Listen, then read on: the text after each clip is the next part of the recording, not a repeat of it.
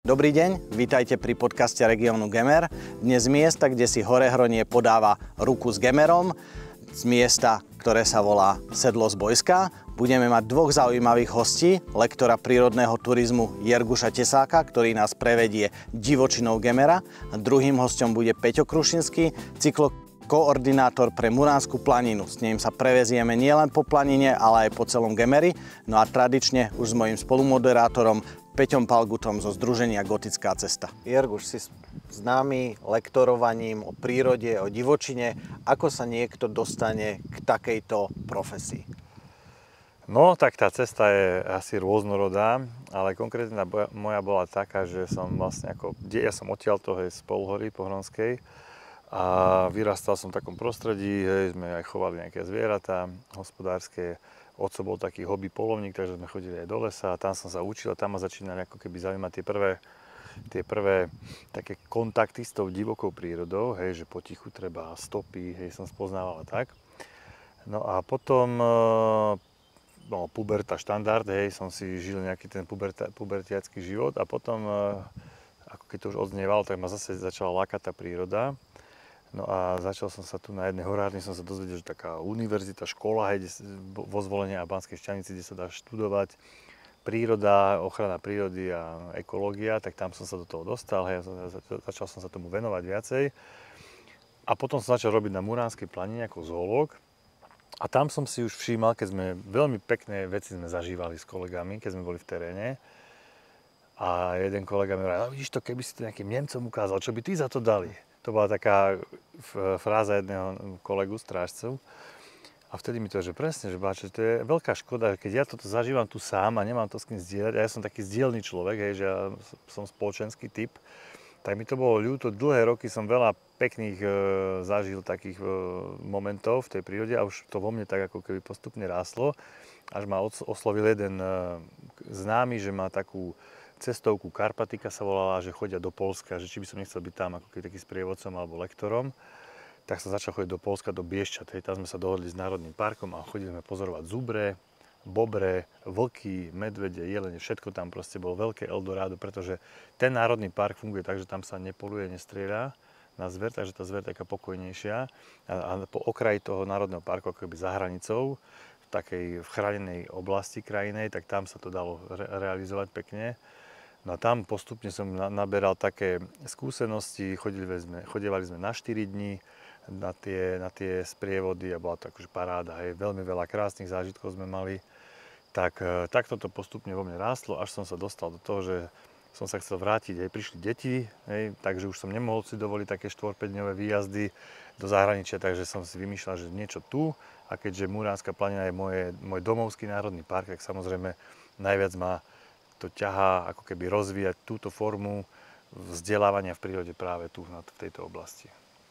Zhodou okolností na týchto miestach, na Zbojskej, sme mali konferenciu a ty si vtedy povedal veľmi peknú myšlienku, že keď chceme, aby ľudia chránili prírodu, musíme im ju priblížiť a nejako zážitkovo, že nie len proste nejako z kníh a z náučných tabúl, ale že musia proste zažiť vyslovene na vlastnej koži to, čo chránia.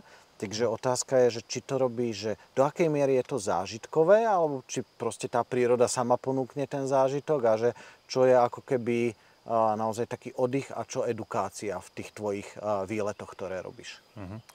Každý to robí asi trošku ináč z týchto lektorov alebo sprievodcov. Tá príroda ti poskytuje tie zážitky, hej, a vieš mať zážitok napríklad aj na takejto polnej cestičke, keď sa dáš také makro, hej. Ja hovorím ľuďom, že dneska zmeníme pohľad, že nebudeme sa pozerať na prírodu, ale do prírody, dovnútra, tak si úplne prizumujeme si tú prírodu a hlavne cez tie rôzne príbehy. A cez tie príbehy to ľudí potom zaujme, hej, že vlastne každá jedna rastlinka, každé jedné zviera, ktoré tu žije, živočík, má nejaký príbeh a veľa z nich je naozaj zaujímavých, až takých, že robia, že aha, to by som nikdy nepovedal, hej, tak takéto momenty, a to sa mi veľmi páči, keď ľudia majú tento aha moment. No a môže to byť, čiže môžeme akože to robiť rôznym štýlom, ale mňa najviac baví samozrejme im to ukazovať, trošičku dať do toho taký príbeh a keďže ma baví zabávať ľudí, lebo som taký trochu aj performer, hej, takže rád to trošičku okorením aj takou srandou, hej, že trochu tam to personifikujem, hej, nadabujem to zviera, že čo by asi povedalo, hej. A ľudí to veľmi rozosmeje, tak potom majú z toho taký zážitok, aj sa niečo naučia, aj sa zasmejú, takže také kombo robím, hej, s týmto, takže ma to baví takto. A hlavne ma baví to, že keď vidím, že ten záujem pretrváva aj napríklad nielen, že dospelí ľudia, ale aj mladí, že idú mladí a normálne sa ich to zaujíma. Potom samozrejme vyberiem nejaký tablet a im tam ukážem nejaké videjko, tak tie detské oči hneď sa pripnú, hej, na ten tablet a vidia tam napríklad sme na mieste, že nejaký medvedí strom, ktorý by si človek vôbec nevšimol. Teraz ja im zastavím ich pri ňom, porozprávam o tom medveďom strome, že čo všetko vlastne, že je to nejaká sociálna sieť komunikačná a ešte im to pustím, že tam bude fotopásca, alebo keď není, tak im pustím, že tu je tento medvedí strom a pustím to videjko, že aha, pozrite sa pred 4 dňami, čo sa tu dialo. Teraz pozerajú, ako sa tam medveď ošuchuje, hej, a že fúha, a už zrazu ten medvedí strom je niečo úplne iné, ako keby tady len prešli. Takže robím im z také bežnej turistiky takú poznávaciu, zážitkovú, srandovnú a také niečo. No. A zaujímajú sa najmä naozaj o tie divé, alebo teda tie väčšie šelmy, alebo dokáže zaujať aj ten chrobáčik, ako si spomínal, že čo sú možno také témy, ktoré majú najväčší taký ten wow efekt alebo najväčší záujem? No, ľudia úplne rôzne je to, hej, že samozrejme najviac ľudí fascinuje a zároveň sa ho najviac boja aj medveď, hej, čiže to je taká akože témička X, že stretneme ho, či nestretneme vám, tak nie je účelom stretnúť medveďa, možno niekde vidieť na veľkú vzdialenosť, tak to naozaj akože obohatí ten výlet, alebo stopa, hej, že stopy zvierat. Takže to stopárstvo ich celkom baví, hej, že keď máme cez leto nejaké popršané a sú nejaké mláky, tak tam si pozorujeme stopy. Ja ich tam trošku aj tak skúšam, že aby sami na to prišli, že čo to je vlastne, komu patrí tá stopa, nejakou vylúčovacou metódou. A potom, ale kľudne ich zaujíme aj, napríklad, ja sa ich pýtam, že čo robia vtáky? No spievajú, no a prečo spievajú, že prečo to vlastne robia? Aha, víš, to ma nikdy napadlo sa nad tým zamyslieť, aha, tak prečo vlastne? A už pomaličky na to prídeme, hej, že o čo tam ide, o teritória a také veci. No a potom nejaký chrobáčik zrazu nám vbehne do cesty, tak niečo o ňom porozprávame, zase nejaký zaujímavý príbeh. Takže podľa mňa ich to také celé zaujíma, hej, že jasné, že ten medveď je, alebo vlk, hej, že to je také tajomné rysto, ako na to si nikto netrúfa rysa, to ani ja rysa nikomu, že ja nesľúbim ani nie, že vidieť, ale ani cítiť. Ale keď vidíme stopu rysiu, tak je to zaujímavé pre nich. Hej. Ale ten medveď je najväčšia stopa riadna pazúre, takže to je štýl, takže to sa im páči. Ja by som to premostil možno. Vy chodíte do lesa, predpokladám, pešo alebo po lúkach, máš nejaké poldenné, denné túry, asi aj nejaké prespávačky. A bežne si ľudia pobyt v prírode nespájajú iba teda s nejakou pešou túrou a s nejakým výšlapom do kopcov alebo prechádzka po lese, ale aj tradične asi už pre nás s bicyklom. Tak ako si sa ty, Peter, dostal k tejto práci a čo vlastne práca cyklokoordinátora Banskobystrického kraja vlastne prináša, obnáša, aký máš dosah na verejnosť a na to, ako my dokážeme spoznávať vlastne prírodu, akou infraštruktúrou. Presne tak, ako Jarguš naznačil, ja som tiež ten, ktorý sleduje tie stopy, ale ja zase sledujem, že či tam už bol nejaký cyklista alebo nebol. Že či som tam prvý a mám sa trošku obávať, alebo idem už na miesta, kde nejaké stopy sú a už tam nejakí cyklisti boli. Troška upresním, ja som cyklokoordinátor pre Národný park Muranská planina. Okay. Máme ešte potom krajského cyklokoordinátora Banskobystrického kraja. Ja som taká menšia jeho odnož a mám na starosti špeciálne tento národný park. Venujeme sa tam rôznym činnostiam a dostal som sa k tomu viac menej náhodou. Tiež pochádzam tuto z Telgartu, z nedalekej obce. Tiež som bol aktívny, mladý človečik, ktorý sa venoval viacerým športom. Bicykel bol jeden z nich, vždycky ma bavil pohyb. Takže nejako takto som sa troška dostal do sveta cyklistiky a keď prišla táto pracovná ponuka, ja som bol dlho v zahraničí, priznám sa. Pár rokov som sa aj pohrával s myšlienkou, že sa nevrátim na Slovensko. Avšak osud to asi chcel tak, že som sa vrátil späť zrovna do tejto rodnej Hrudy a myslím si, že to bolo správne rozhodnutie, keď sa teraz tak so vstupom času na to pozriem. A venujem sa teda rozvoju tej cykloturistiky v tomto národnom parku a baví ma to. Čo to obnáša v podstate, že naozaj chodíš a snažíš sa navrhovať nejaké trasy a potom ich s niekým koordinovať, prerokovávať, neviem, s vedením Národného parku, s krajom, alebo ste nejaký širší tým, ktorý sa týmto zaoberá? V V podstate naznačil si to dobrým smerom. Je to aj o tvorbe nejakých nových produktov alebo nových trás. Samozrejme, že to nie je jednoduchý proces. Tie trasy vznikajú postupne, najdôležitejšie je vždycky tam tá zmyselnosť, komunikácia samozrejme s Národným parkom, s obcami, s každým vlastníkom na tých cyklotrasách. Nie je to jednoduchý proces. My vlastne v rámci toho projektu, ktorý ja realizujem, obnovujeme komplet cykloturistické značenie v Národnom parku, aby tí turisti a cykloturisti, ktorí sem prídu, aby mali pekne označené, kadiaľ ísť, kde sa majú dostať, za akých podmienok, aby vedeli, aby sa nestratili na tých trasách.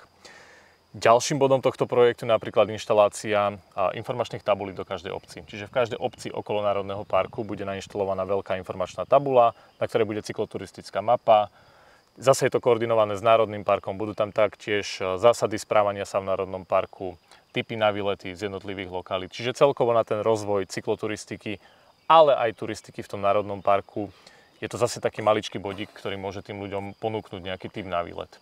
Spolupracujeme taktiež s OCR-kou, chceme to vlastne prepájať s rôznou digitalizáciou, nejakými digitálnymi prvkami, čiže cez QR kódy si budú vedieť ľudia lepšie dohľadať tie tipy na výlety. A v podstate snažíme sa takto ako keby rozdistribuovať tých turistov, ktorí prídu nielen na tie miesta, ktoré sú lákadlom a ťahačom, ale aj do ďalších dediniek. Na tých bicykloch dokážu predsa len prejsť viac a dokážu vidieť viac, takže snažíme sa takýmto smerom troška tých turistov aj do tých okrajových častí Národného parku dostať, aby aj tie menšie obce mali niečo z tohto.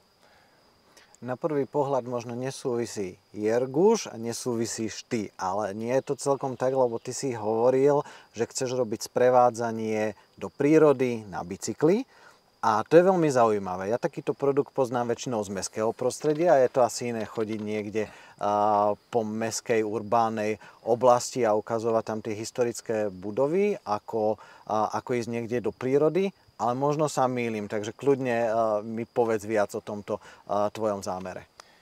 V podstate sa naše cesty troška preplietli, ak to takto môžem povedať. Ja som absolventom jedného kurzu, kde sme vlastne u vás boli vyškolení na lektorov v prírodnom turizme. Ja som si to troška zobral po svojom a zobral som si to do tej cykloturistickej sféry, ktorá mi je domáca a mám ju rád. Áno, presne ako si naznačil, môjim cieľom je do budúcna sprevádzať turistov na bicykli. Poviete si naprvu, že asi nič moc, asi to každý vie zažiť, ale predsa dá sa to stále obohatiť o rôzne veci. Je tu kopec miest, kde sa človek aj ťažko sám vyberie, možno aj nepozná až tak tie miesta. A práve toto sprevádzanie by mohlo zase troška dodať iný pohľad na tú cykloturistiku aj v tom Národnom parku. Prečo tam nesmieme ísť, prečo tu môžeme ísť, čo môžeme vidieť na niektorých špecifických miestach. Presne ako Jerguš poznamenal, že keď idete na bicykli, máte ľudí, ktorí majú hlavu dole a proste šlapú, naháňajú kilometre, naháňajú rýchlosť, priemernú rýchlosť, váty, kadečo, hej. To je tá odnož, ktorá sa venuje nejakej športovej cyklistike. Potom máte cykloturistov, to sú ľudia, ktorí majú už troška hlavu vyššie a pozerajú sa aj po tej prírode. A to je práve tá zložka ľudí, ktorých by som chcel osloviť do budúcna. Ponúknuť im nejaký výlet obohatený o nejaké miesta, o nejaké body, kde by sme sa vedeli zastaviť, niečo si porozprávať. Možno o prírode, možno aj troška o nejakých iných veciach. V Národnom parku napríklad máme nainštalované aj cyklosčítače, čiže máme aj nejaké dáta dostupné. Vieme to troška poprepájať aj s prírodou, aj troška s tými dátami, s technikou. Čiže nejako takto by som sa chcel uberať do budúcna a nejaký takýto produkt by som chcel ponúknuť, ak by bol samozrejme záujem. Ja sa radím teda k cykloturistom, k tým pomalším, teda neúplne naháňajúcim športové výkony. Nesnažíš sa dohnať rysa na bicykli? Alebo utekať pred medvedom? Zatiaľ, chvála Bohu, nie.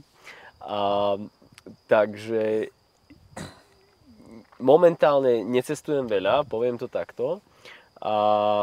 Existuje už takýto produkt, alebo dá sa to niekde na Slovensku takto zažiť?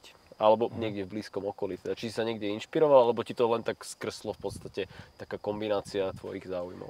Ja som sa už dlhšie s týmto pohrával ešte predtým, ako sme sa my dvaja stretli. Keďže som z Talgartu a máme tam tiež momentálne, nazvem to, turistický boom, aj cykloturistický boom kvôli Kráľovej holi. Ja párkrát, keď som tam v lete bol, tak mal som tu možnosť zobrať si nejakú skupinku a troška im ukázať nielen tú priamu cestu na Kráľovú holu, čo chodí 90% ľudí na elektrobicykloch, ale troška ich aj pomotkať po nejakých iných veciach, ukázať im iné veci a videl som, že tých ľudí to naozaj zaujíma, že nie je to nechcú ísť tým mainstreamom, hej, nechcú vlastne zažiť to, čo zažijú všetci ostatní ľudia, ale chcú troška nejakú pridanú hodnotu. Čiže keď som si toto vyskúšal, videl som, že naozaj to má zmysel a má to svoju cieľovú skupinu. A predsa len, keď ste tu doma, tak to proste poznáte každý bučok, každý smrečok. Čiže viete dať zo seba troška viac a viete tým ľuďom ukázať naozaj aj z histórie, aj z tej prírody a naozaj také zaujímavosti, ktoré sa nedočítajú ani na informačných tabuliach. Bývam v oblasti, ktorá je pomerne ťažko dostupná na bicykle, lebo naozaj ten nástup je v podstate neprekonateľný alebo neprekonateľný. Pre takého bežného cyklistu je to pomerne náročné. My dvaja s Peťom by sme sa tam riadne vypotili a minimálne jeden nás v polke kopca by hodil ten bicykel do priekopy. Ale všimol som si, že túto lokalitu objavuje čoraz viac ľudí na elektrobicykloch, lebo naozaj ten elektrobicykel veľmi pomohol aj kondične menej zdatným, respektíve aj tí zdatní uvidia toho oveľa viac a v podstate pokrok nemáme iba v telefónoch, ale aj v elektrobicykloch. A boli o tom mnohé diskusie, že či to patrí do národného parku, do prírody a podobne, že čo si vy o tomto myslíte, že tá príroda je zrazu aj takto dostupnejšia? A rovnako, možno aj na Jarguša potom otázka, že keď takto učíš ľudí chodiť do prírody, či sa nestretáš aj s názorom, že je to zlé, lebo však zrazu tam budeme mať veľa ľudí, nebudú sa báť tých medveďov a nebude priestor pre divočinu. Začnem teda ja. Je pravda, že elektrobicykel je prostriedok, ktorý dokáže človeka dostať ďalej, dokáže mu tých kilometrov naozaj ponúknuť viac. Určite existuje segment ľudí, pre ktorých je elektrobicykel perfektná vec. Sú to práve ľudia, ako si povedal, staršieho veku, s nižšou výkonnosťou a ľudia, ktorí naozaj chcú spoznávať tie krásy prírody a žiaľ už nemajú na to kondičku. Alebo naopak ľudia, ktorí chcú zažiť viac za jeden deň. Hej, čiže keď ja viem ísť na elektrobicykle podstatne rýchlejšie, aj kopce, nemusím sa tak unaviť, dokážem prejsť viac, dokážem vidieť viac, čo je veľké plus. Ja si myslím, že budúcnosť elektrobicyklov neodvratíme nejakým žiadnym spôsobom, proste tu budú a budú čoraz dostupnejšie a dokonca aj pri plánovaní cyklovýletov je to veľmi praktická vec, lebo viete, že všetci vedia ísť zhruba rovnakou rýchlosťou. Takto keď máte skupinu 10 ľudí, máte tam 3 výkonných cyklistov, 3 priemerných a 4 podpriemerných, tak tá skupina sa na pár kilometroch tak roztrhá, že nemáte šancu to ukorigovať. Čiže elektrobicykle aj v plánovaní nejakých cykloturistických výletov sú veľmi praktické. Viete zhruba rovnako držať tempo a viete uvidieť podstatne viac. Jerguš, čo si ty myslíš o prejazde elektrobicyklov, treba s národným parkom? No je to taká téma, hej, v ochranárskych kruhoch, že za posledných pár rokov to je niekoľkonásobný nárast. Ja neviem, v niektorých územiach to je až 80% nárast cyklistiky zrazu. A tá príroda na to akože môže nejako reagovať, hlavne teda zvieratá, lebo ten bicykel sám o sebe nemá nejaký veľký negatívny vplyv na tú pôdu, hej, že by nejakú eróziu spôsoboval, to až taký problém není podľa mňa.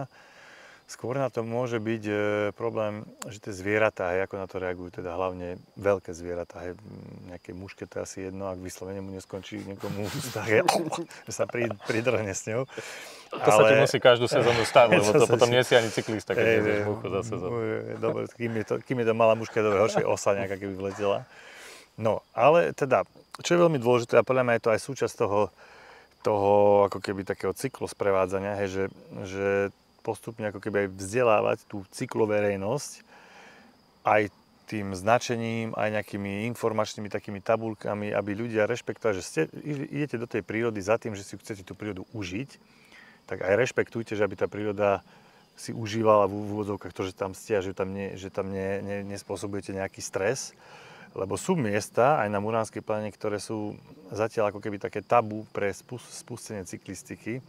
A to je hlavne spojené s hlucháňom hôrnym, hej, lebo potom jasne medveď môže hocikomu vyskočiť, hej, tak to už je ako keby na zváženie toho cyklistu, že ako bude, tam je tiež veľmi dôležitá nejaká osveta, hej, lebo v Amerike to majú zabehnuté, že čo asi majú robiť tí cyklisti, keď stretnú medveďa, aj u nás to bude podľa treba veľmi do tej verejnosti, do toho povedomia dať. Aj my v rámci nášho videa sme nejaké informácie vypustili vonku v verejnosti.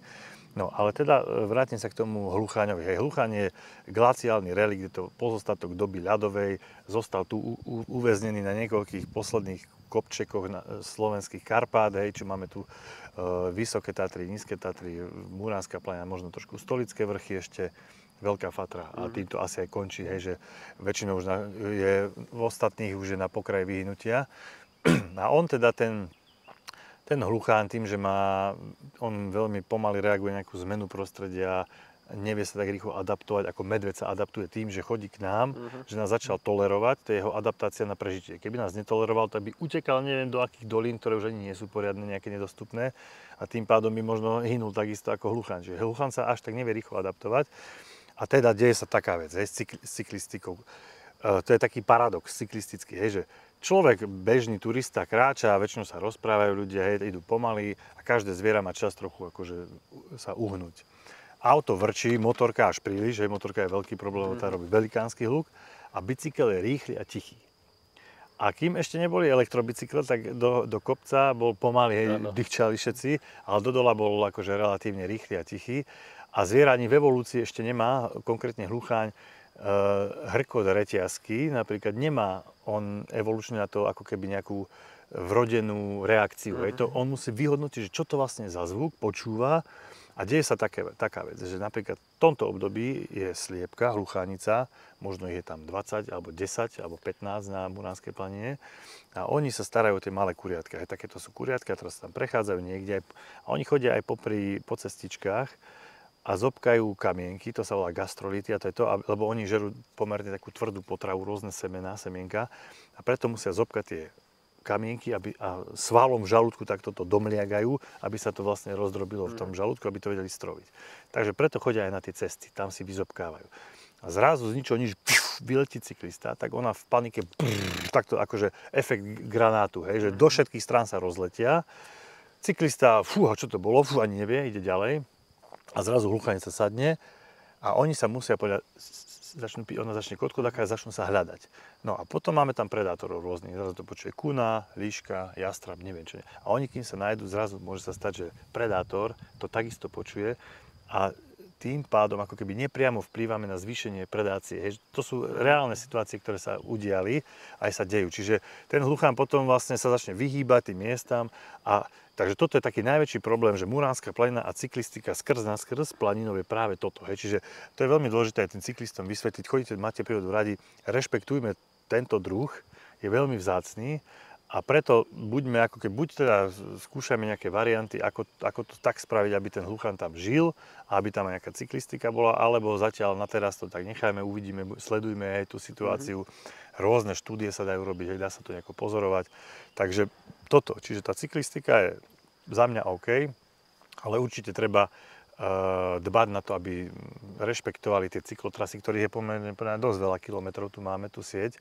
Takže a ak do budúcna zase nejaké rozširovanie tej siete cyklotras, tak určite to treba s tou ochranou prírody nejako komunikovať a nejaká spolupráca, urobiť nejaký monitoring, ako sa správajú, stresové, tam je kopa vecí, čo sa dá vlastne zistiť, či majú stresové hormóny, hej, v tele, z trusu sa to dá zistiť, takže takou spoluprácou výskum a monitoring spolu, hej, vedia sa dosiahnuť zaujímavé výsledky a takto nejako sa dá do budúcna, hej, aj s tým vysporiadať.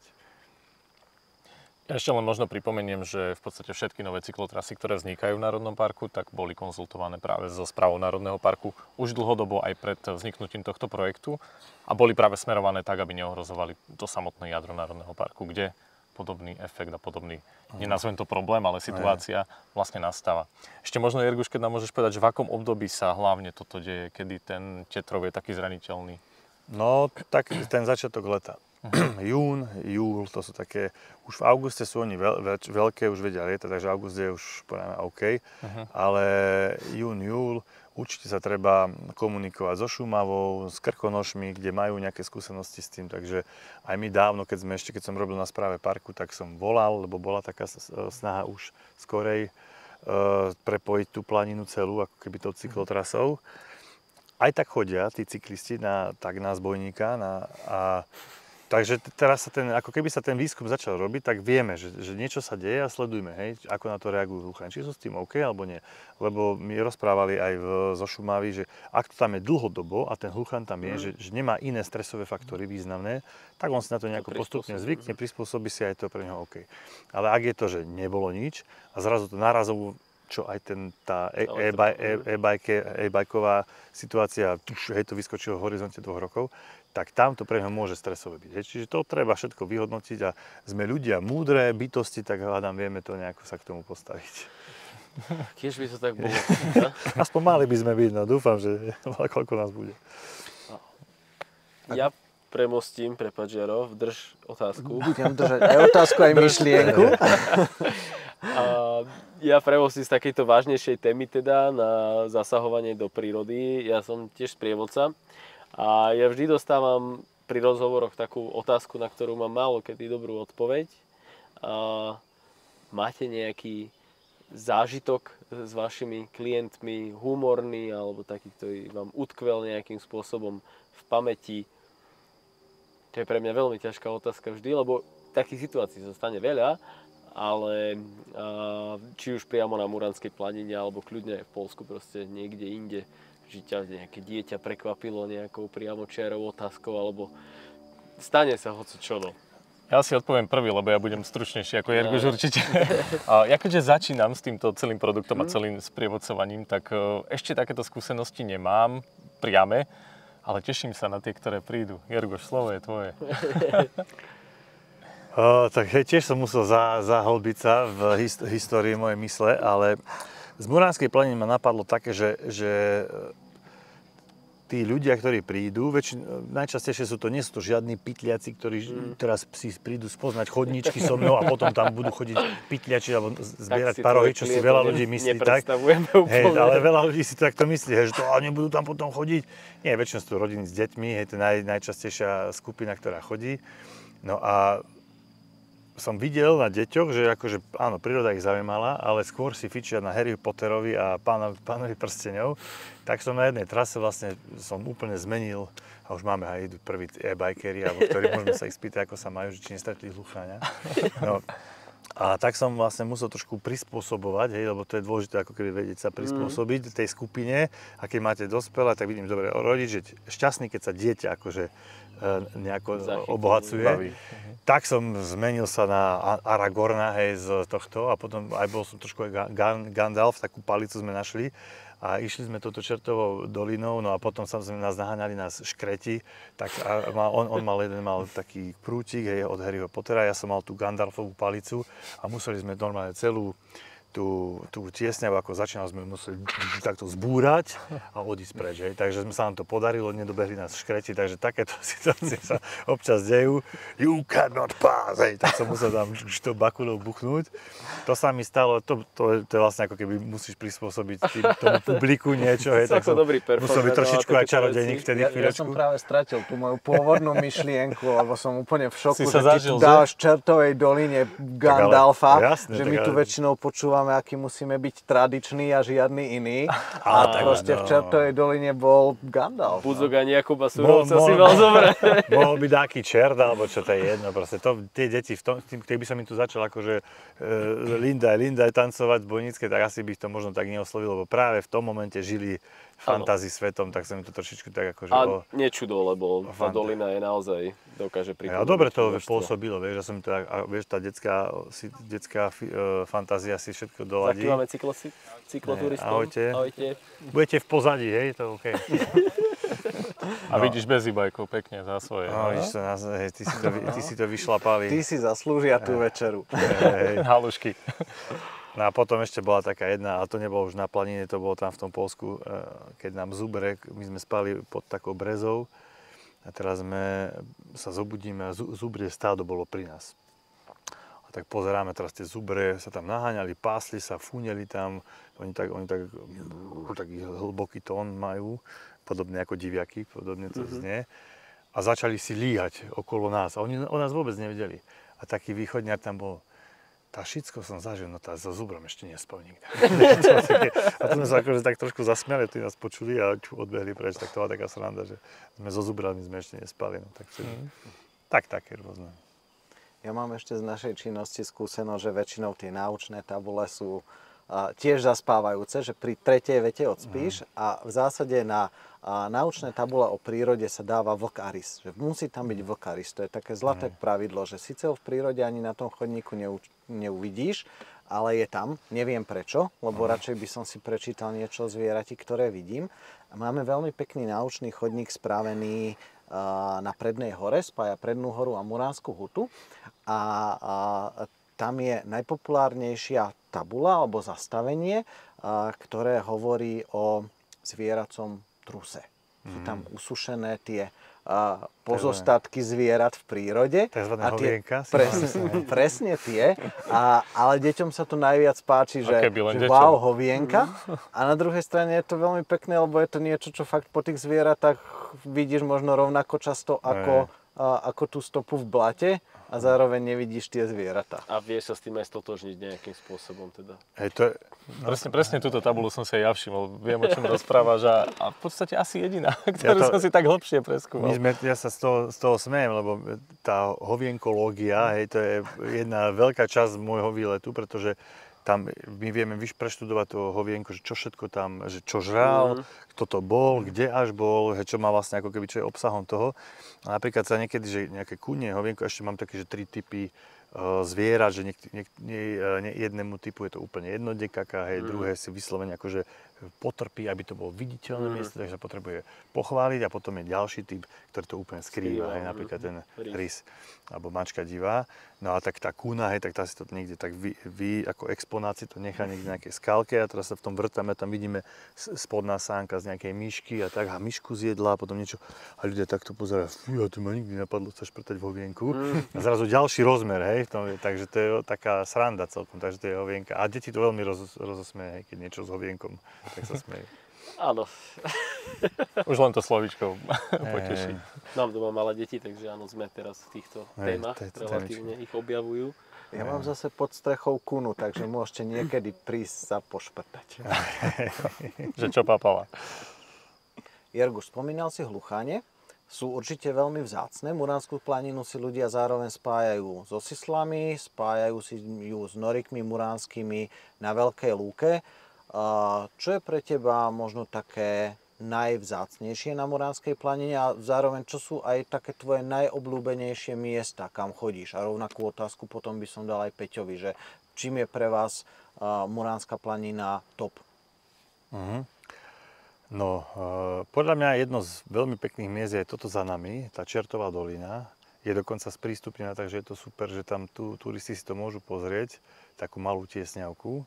Ja mám veľmi rád Fabovú hoľu, to je vyslovene akože moja srdcovka, s tým, že ju poznám tú genézu ešte pred rokom 2004, čiže pred tou kalamitou, že to bola taký krásny starý les.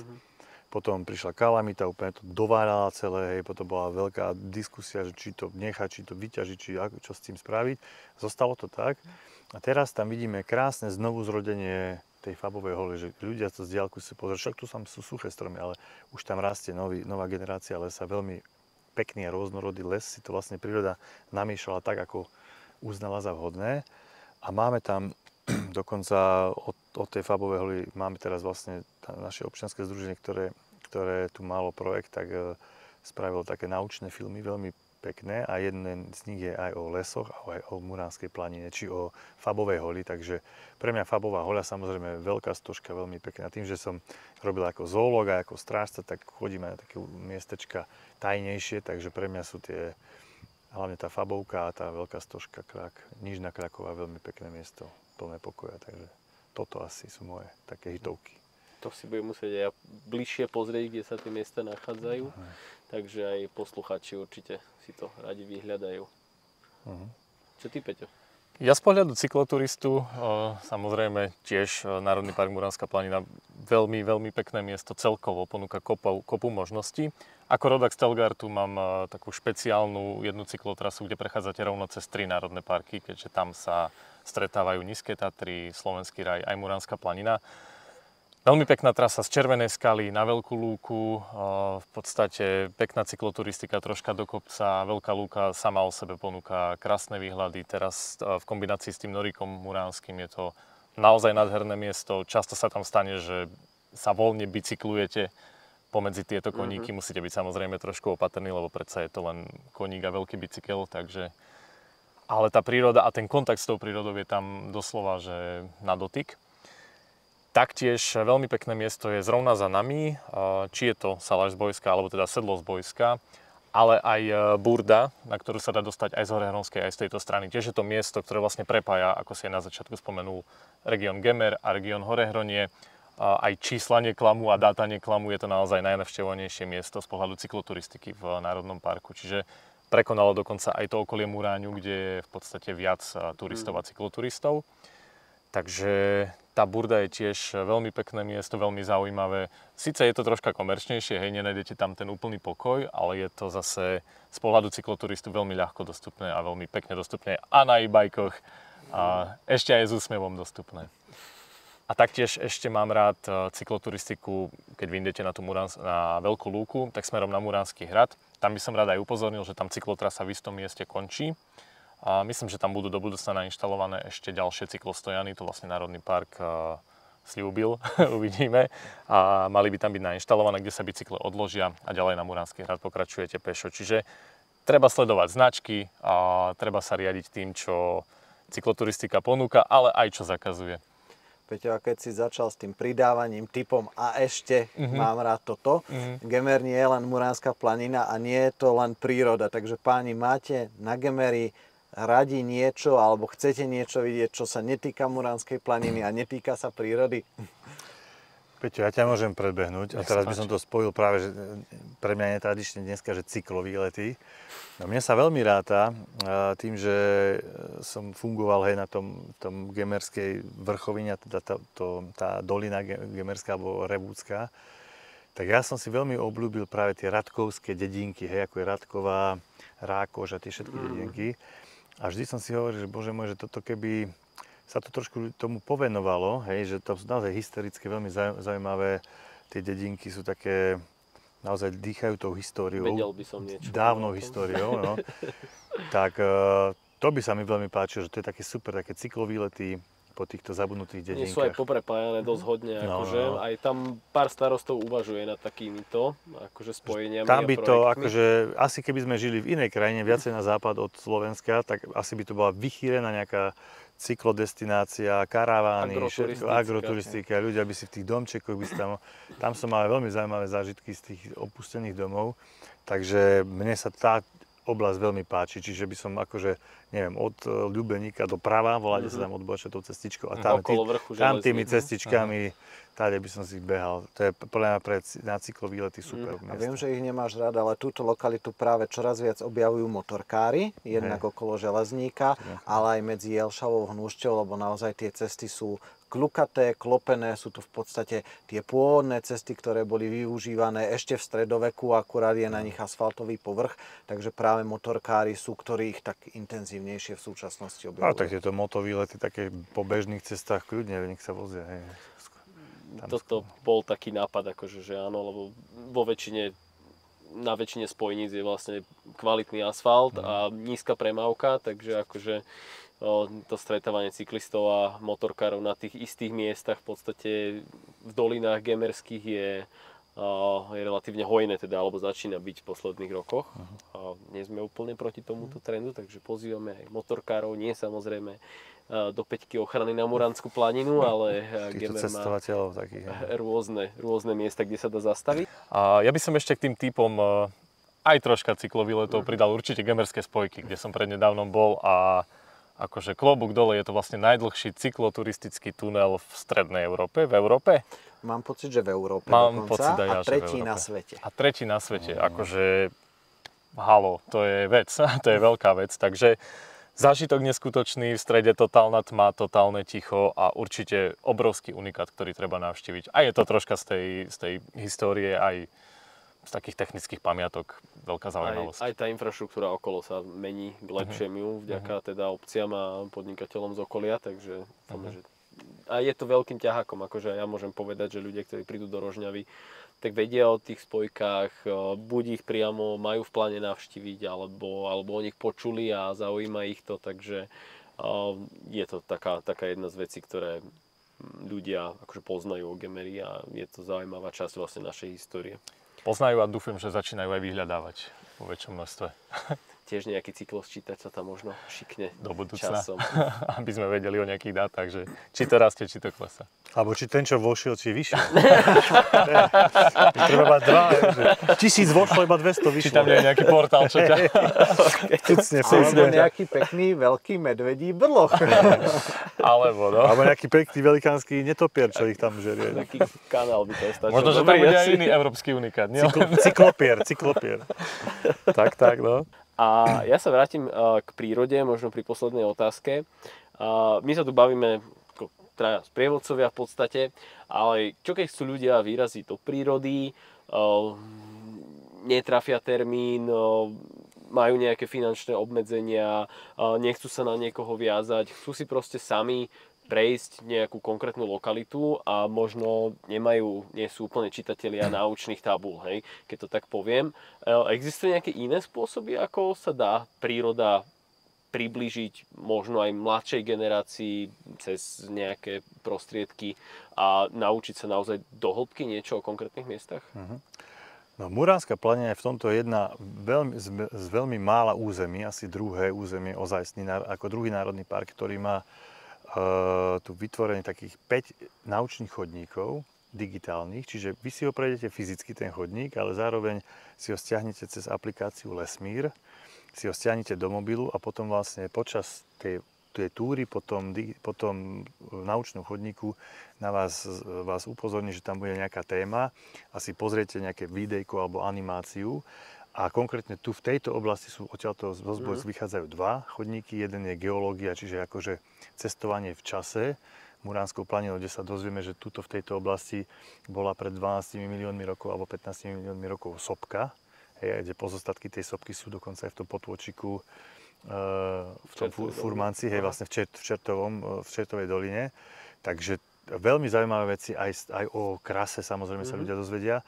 Potom sa môžu dozvedieť o lesoch, to je vlastne na Fabovú holu, odtiaľto sa vychádza takisto. Čiže máme tu 2 digitálne naučné chodníky odtiaľto a potom ešte ďalšie 3, ktoré sú po obvode Národného parku. Takže toto si môžu ľudia objaviť, hej, nájdu si cez tú aplikáciu Lesmír a môžu ísť bez sprievodcu, sami s deťmi, hej, s nejakým mobilom alebo tabletom, kde si stiahnu tú apku a ten chodník si načítajú a môžu si to prejsť pekne a dozvedia sa veľmi veľa zaujímavých vecí. Takže podľa mňa je to super vec a z Tisovca idú, hej, tuším, že ďalší a potom ešte z Horehronia, tamto z Pohorelskej Maši. Takže verím, že to ľudia postupne budú objavovať a takto aj bez sprievodcu fyzického môžu si to takto obehnúť pekne. Dneska sme dali pomerne veľa tipov na výlety, takže tieto tipy dáme aj zároveň do nejakých odkazov v popise tohto podcastu. Ja by som sa chcel veľmi poďakovať za príjemný rozhovor tu v Sedle z Bojska Jergušovi Tesákovi, Peťovi Krušinskému a samozrejme aj tebe, Peťo, za pekné a podnetné otázky. Nemáš za čo. Ďakujem aj tebe, Jaro. Dúfam, že aj na budúce teda sa takto stretneme pekne. Naše podcasty si môžete vypočuť na Spotify a pozrieť na YouTube. Budeme radi, keď nás navštívite aj na sociálnych sieťach a na web stránkach, či už Region Gemer alebo Muránska planina. A samozrejme, tešíme sa z každého odberateľa našich kanálov a verím, že si vypočujete aj iné diely so zaujímavými ľuďmi z regiónu Gemer, ale aj o regióne Gemer.